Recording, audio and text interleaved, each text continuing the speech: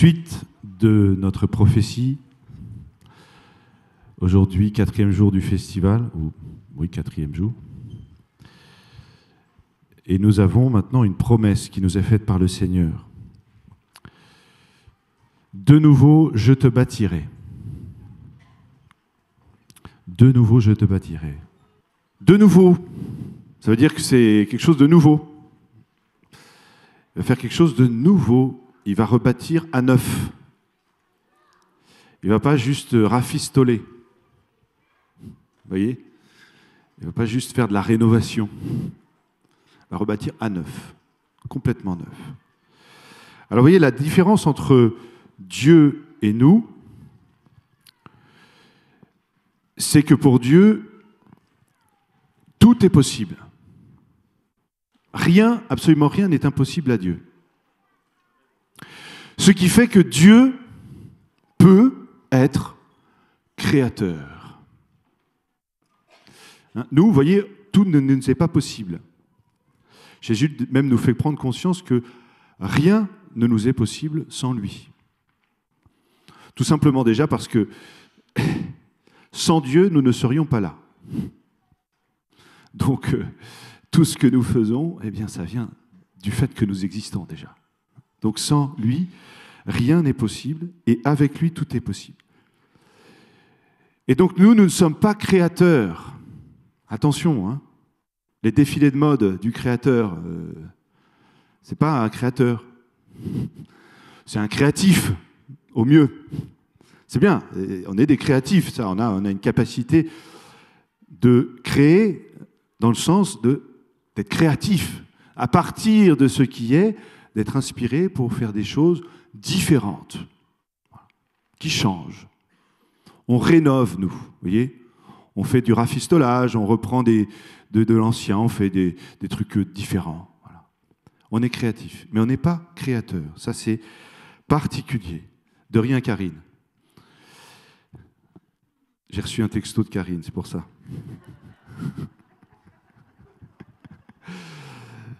L'œuvre de Dieu, voilà, elle dépasse toujours ce qu'on aurait pu imaginer. C'est ça que je veux vous faire comprendre. Ça dépasse tout ce qu'on peut imaginer. La Sainte Vierge, elle est humaine. Elle n'aurait pas pu imaginer d'être elle-même la mère du Sauveur. Que Dieu allait prendre chair en elle. Impossible à imaginer pour elle, qui est juive. Dieu, il est Dieu. Même si elle, la petite humble, elle comprend que Dieu est tout proche. Et elle comprend quand l'ange lui dit que Dieu va se faire chair, mais elle n'aurait pas pu l'imaginer. C'est trop grand pour elle, c'est impossible. Et donc, ce qui va faire que la Sainte Vierge va accepter, c'est simplement que l'ange va lui dire « Rien n'est impossible à Dieu, rappelle-toi ». Et elle va capituler, elle va dire « Oui, je suis la servante du Seigneur ». J'ai compris. J'ai compris que ce que je ne pouvais pas imaginer, eh bien, Dieu pouvait le faire.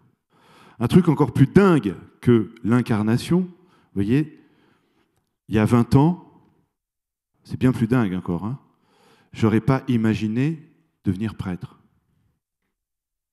Vous voyez, c'est plus dingue que tout ça, quand j'y pense. Ça me dépasse complètement, c'est beaucoup trop grand pour moi. Et vous voyez, ça, comme Dieu est tout-puissant, que rien n'est impossible à Dieu, eh bien, il peut le faire. Il pouvait l'imaginer, lui. Moi, quand je regarde ma vie il y a 20 ans, je me dis, oh là là, c'est inimaginable pour moi. Et Dieu, il avait dans la pensée, il avait déjà imaginé l'impossible. Alors, qui sait ce que Dieu veut pour nous ? Personne. Personne d'entre vous ne savait ce que Dieu veut pour vous réellement. Et ça, c'est quelque chose qu'il faut ancrer dans votre compréhension des choses, c'est que vous ne savez pas. Impossible. Dès lors que vous pensez savoir, ah oui, je pense que le projet de Dieu, c'est... Vous vous plantez. C'est sûr que ce n'est pas le plan. Parce que ce que Dieu veut pour nous, c'est inimaginable. Donc dès qu'on commence à faire des plans, à imaginer des choses, c'est que ce n'est pas Dieu. Ce n'est pas le plan de Dieu. La seule manière de savoir, c'est qu'il nous le révèle. C'est qu'il nous le révèle de manière prophétique, qu'il nous fasse connaître lui-même. Alors pourquoi c'est impossible pour nous de savoir et pourquoi pour Dieu c'est possible? Bien parce qu'en fait, ce que nous allons devenir, c'est en réalité ce que nous sommes profondément. Le mystère de la vocation, ce n'est pas un coup de fil extérieur du bon Dieu, tiens, je voudrais que tu fasses ci. C'est une révélation intérieure de ce que je suis au plus profond de moi-même. Et qui peut savoir ce que nous sommes? Celui qui nous connaît. Et connaître, vous savez, connaître, c'est égal aimer. Connaître égale aimer. Dans la Bible, c'est très clair. Il connut sa femme. Il l'aima. Et Dieu nous connaît parce qu'il nous aime. Il nous connaît de l'intérieur, profondément. Il sait. Et il n'y a que lui qui sache, qui nous connaisse, qui connaisse chacun. Il sait ce que nous pouvons faire pour lui, pour nous et pour les autres. Je te bâtirai. De nouveau, je te bâtirai. Donc, je te rebâtirai. De nouveau, je te bâtirai, c'est je te rebâtirai. C'est Dieu qui parle. Là, il faut vraiment que pour chacun de nous, c'est le travail de toute notre vie. C'est d'ailleurs l'essence du combat spirituel, c'est pas de se battre avec les démons, c'est d'accepter de faire ce renversement. Je me bâtirai à tu vas me rebâtir. C'est moi qui fais. Combat spirituel, c'est Dieu qui me prend et qui me fait. C'est ça le combat spirituel.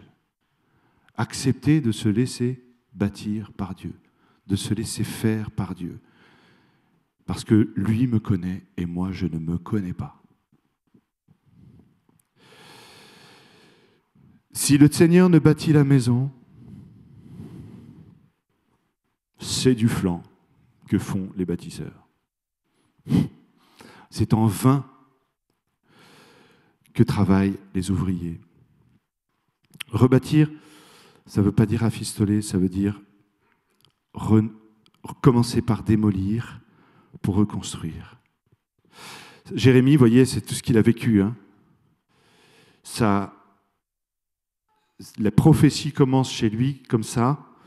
Regarde, aujourd'hui, je t'établis sur les nations et sur les royaumes pour arracher et renverser, pour exterminer et démolir. Voilà ce que fait le Dieu créateur.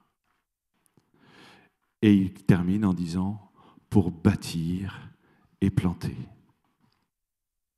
Arracher, renverser, exterminer, démolir tous tes plans pour que moi je bâtisse et que je plante. Alors est-ce que ça veut dire qu'on doit simplement laisser Dieu faire de manière passive, totalement passive? Bien sûr que non, c'est le combat spirituel. On ne doit pas rester les doigts de pied en éventail sans rien faire. On ne va pas devenir totalement passif, annihiler cette liberté que nous avons, qui est la chose la plus précieuse que nous avons, et devenir des pantins, vous voyez, que le Seigneur va agir avec des bouts de ficelle, comme des cadavres mobiles. Ce n'est pas du tout le plan de Dieu. Ce n'est pas du tout comme ça qu'il veut faire. Et c'est compliqué, parce que vous voyez, c'est de la grâce qui est première, et en même temps, on doit contribuer. Voilà. L'enjeu, c'est pour nous d'activement, de manière active, et ça peut être très très très actif, nous mettre en disponibilité au Saint-Esprit. Chercher la volonté du Saint-Esprit. Ce n'est pas une partie de plaisir. Ce n'est pas un gros dodo, ça. C'est chercher activement à nous rendre disponibles à l'Esprit Saint. Il faut se laisser faire. Et ça, se laisser faire, c'est difficile. C'est actif. C'est du boulot. C'est du travail en nous.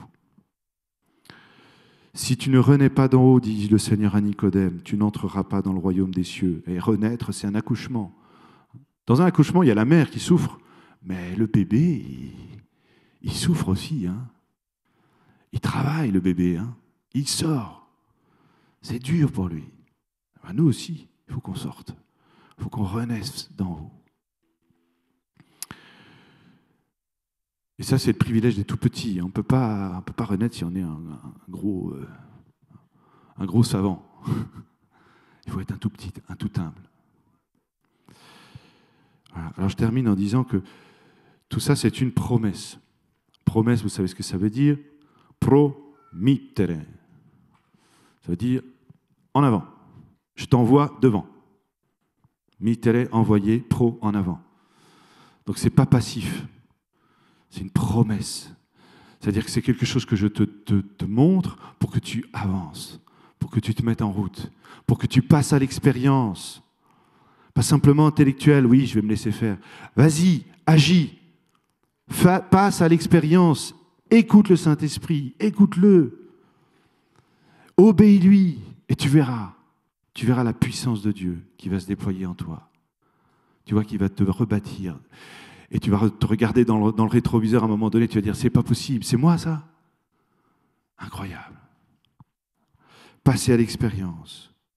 Mets-toi en avant.